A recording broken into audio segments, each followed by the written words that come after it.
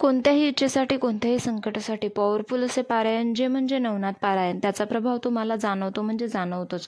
आणि जे मोठ्या प्रमाणात श्रावण महिन्यात केले जाते, त्यामुळे उद्या गुरुवारी तुम्ही जर पारायण करू इच्छिता तर अवश्य सुरू करू शकता.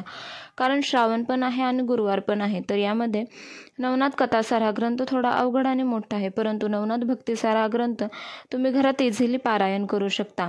कारण तो फक्त 900 श्लोकी म्हणजे 9 अध्याय आहेत. तर यामध्ये तुम्हाला पाठ करायचे आहेत. 1 ते 9 अध्याय करतो तेव्हा एक पाठ होतो. श्रावण महिन्यात किंवा वर्षातून एकदा तरी घरामध्ये नवनाथ पारायण झालेच पाहिजे. नवनाथ उद्या गुरुवारी किंवा कोणत्याही दिवशी सुरू करू शकता. तसेच एखाद्याचे घर बांधायचे स्वप्न असेल, लग्न जमत नाही, आर्थिक प्रॉब्लेम आहे, संपत्ती संतती कोणत्याही कारणासाठी तुम्ही आवर्जून हे पारायण करू शकता. तसेच इच्छित जॉब हवा आहे तरीही तुम्ही पारायण करू शकता. तर हे पारायण कसे करावे, तर सर्वप्रथम तुम्हाला संकल्पयुक्त पारायण करायचे असेल तर सर्वप्रथम स्वामींना प्रार्थना करायची आहे. तुमची काय अडचण आहे ती सांगायची आहे. नवनाथ पारायण ज्या घरात होते त्या घरामध्ये त्या काळात नवनाथ महाराजांचं वास्तव्य असतं. तसेच त्या घरामध्ये दुःख, दारिद्र्य, भूतबाधा, आरोग्य, करणी, शत्रुपीडा अशा घरामध्ये प्रवेश करू शकत नाही.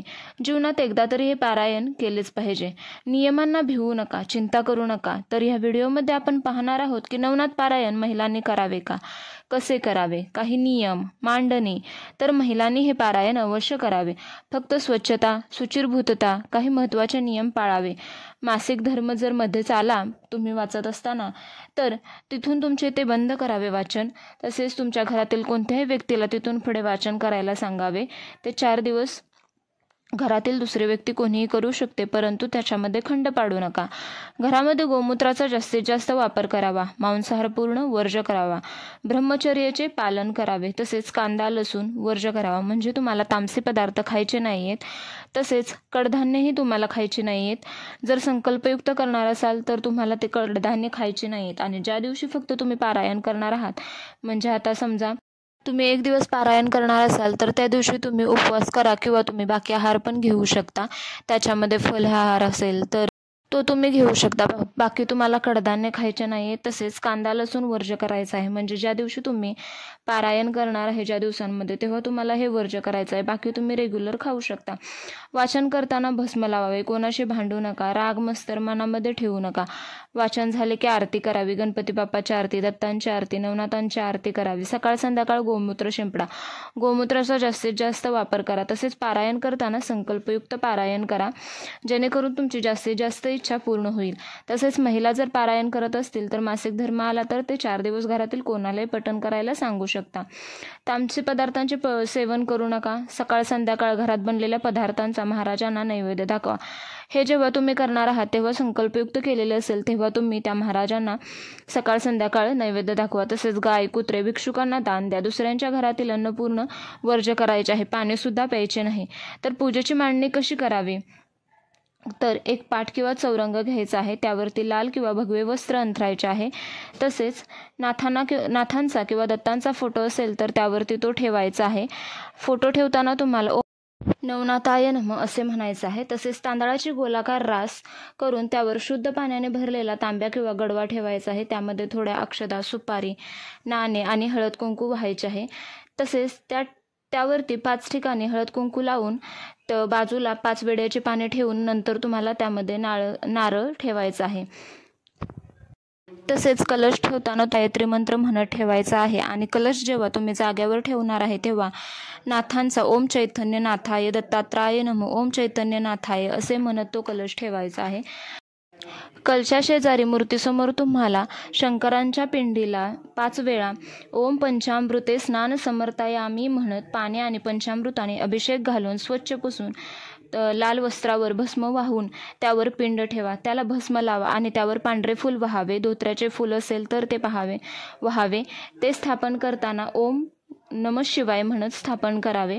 तुम्हाला तुमच्या देवाऱ्यातील गणपती बाप्पांच्या मूर्तीला दूध, पाणी, पंचामृताने ओम गणगणपतये पंचामृत समर्थयामी स्नान समर्थयामी म्हणत अभिषेक करून, दूध पाण्याने अभिषेक करून कलशा शेजारी स्वच्छ अशा कापडाने पुसून तुम्हाला शिवपिंडीच्या बरोबर पुढे उजव्या हाताला आपल्या ठेवायचं आहे. त्याच्या खाली अक्षदा ठेवून त्यावरती गणपती स्थापित करायचा आहे.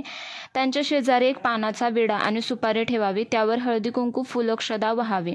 नंतर तुम्हाला तसेच त्यांच्यासमोर 9 जागेवर तांदळाचे छोटे छोटे रास ठेवायचे आहे आणि त्यावरती 9 पानाचे विडे ठेवायचे आहेत. त्याच्यावरती 1-1 रुपये ठेवायचा आहे. म्हणजे 9 शिक्के तुम्हाला हवे 1 रुपयांचे. प्रत्येक पानावरती 1-1 ठेवायचं आहे. त्याच्यावरती सुपारी ठेवायची आहे आणि सुपारी ठेवायची आहे. त्या सुपारीला शुद्ध पाण्याने स्नान घालून, पाणी व पंचामृताने स्नान घालून पुसून मगच त्या पानाच्या विड्यावरती ठेवा. त्याला गंध अक्षता फूल व्हावे. हे सर्व करताना गायत्री मंत्र तुमच्या मनात तुम्ही म्हणत राहायचं आहे. पहिल्या सुपारीला ठेवताना ओम श्री चैतन्य मच्छिंद्रनाथाय नम म्हणावे. दुसऱ्या सुपारीला ठेवताना ओम श्री चैतन्य गोरक्षनाथाय नम म्हणावे. तिसऱ्या सुपारीला ठेवताना चैतन्य चरपरीनाथाय म्हणावे. चौथ्या सुपारीला ठेवताना चैतन्य जालिंदनाथाय म्हणावे. 5व्या सुपारीला ठेवताना चैतन्य कानिफनाथाय म्हणावे. 6वी सुपारी ठेवताना चैतन्य भरतहरीनाथाय म्हणावे. 7वी सुपारी ठेवताना ओम श्री चैतन्य रेवणनाथाय म्हणावे. 8वी सुपारी ठेवताना चैतन्य अडबंगनाथाय म्हणावे. 9वी सुपारी ठेवताना ओम श्री चैतन्य चौरंगीनाथाय तुम्हाला म्हणत त्या सुपाऱ्या, तसेच तुमच्याकडे फळे असतील तर त्या विड्याच्या पानांवरती ठेवा. तसेच नाथांना फूल किंवा हार वहावा. धूप दीप लावा. महादेवांच्या पिंडीला बेल अर्पण करा. गणेशाला दुर्वा अर्पण करा. नाथांना अष्टगंध अर्पण करा. गायत्री मंत्र तसेच नाथांच्या मंत्रांचा उच्चार करत राहा. आपल्या स्वतःला भस्म लावून घ्या. पूजा मांडून झाली. त्यापुढे आता एक पाट ठेवून किंवा तेथेच पूजेच्या जागी जागा असेल, नसेल तर एका पाठावर लाल वस्त्र घेऊन त्यावर नवनाथ भक्तिसार पोथी घ्या. यावर हळदी कुंकू फुल व्हा. धूप दीप करा. तसेच शंखा घंटा ठेवा. नंतर संकल्प करा. देवाला तुमची इच्छा किंवा तुमचे पारायण करण्याचे कारण देवाला सांगावे. तसेच माझे पारायण विना अडथळा होऊ दे म्हणावे. उपवास करा. तसेच पठण पहाटेच करा. जास्तीत जास्त किंवा संध्याकाळी करा. परंतु पठण करताना तुम्हाला एका बैठकीत करावे. त्यात अध्येमध्ये थांबून चालत नाही. त्यामुळे लहान बाळ वगैरे असेल तर बाळ झोपल्यावर वगैरे करावे. तसेच तुम्ही कोणत्या दिवशी किती अध्याय करावे हे त्या पोथीमध्ये दिलेले आहे. त्यामुळे तुम्हाला काही अडचण येणार नाही. तुम्ही तुमच्या इच्छेने 1, 5, 7, 9, 36 तुमच्या इच्छेप्रमाणे पारायण करावे. तसेच हे पुस्तक जवळच्या केंद्रात मिळून जाईल. तसेच पूजा पूर्वेकडे किंवा पश्चिमेकडे मांडावे. एकदिवसीय पारायण सुद्धा एका बैठकीत करावे. तसेच 12 ते 12:30 कोणतीच सेवा करू नका. पारायण सुरू करताना प्रथम स्वामी स्तवन म्हणावे. नंतर ओम चैतन्य गोरक्षनाथाय नमः मंत्राची 1 माळ करावी. तसेच संकल्प करताना हातामध्ये थोडे जल उजव्या हातामध्ये घ्यावे. तसेच त्यामध्ये फुल अक्षदा घ्या आणि संकल्प कोणत्या कारणासाठी करणार आहे आणि कोणते पारायण करणार आहे, म्हणजे 1, 3, 7, 9, 36 तसेच माझे पारायण करून घ्या असे म्हणावे. आणि अखंड हा शब्द वापरू नका, तर यथाखाली म्हणावे. कारण जर चुकून काही इमर्जन्सी वगैरे आली आणि तुम्हाला 1-2 दिवस हे पारायण स्किप करावे लागले तर यासाठी अखंड हा शब्द अजिबात वापरू नका. यथाखाली म्हणजे चुकून काही झाले, 1-2 दिवस पुढे ढकलले तरीही चालते. पारायण करून घ्या असे म्हणावे आणि हातातील पाणी ताम्हनात सोडा आणि पारायणाला सुरुवात करा.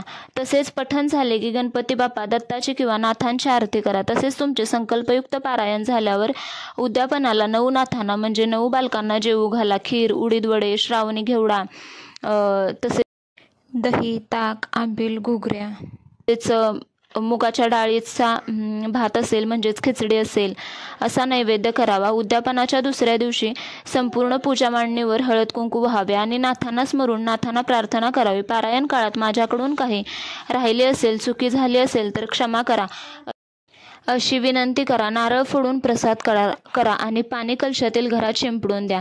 नाणे तिजोरीत ठेवा. बाकीचे साहित्य असेल ते विसर्जित करा. मनात श्रद्धा ठेवा. अनुभव आल्याशिवाय राहणार नाही. इच्छा पूर्ण होणार. असेच प्रभावी नवनाथांचे पारायण श्रावण महिन्यात अवश्य करा. तुम्हाला तुमची कोणतीही इच्छा पूर्ण होऊन जाईल. तर अशाच प्रकारच्या नवनवीन व्हिडिओसाठी चॅनलला अजूनही सबस्क्राईब केले नसेल तर जरूर करा. व्हिडिओ पाहिल्याबद्दल धन्यवाद. श्री स्वामी समर्थ.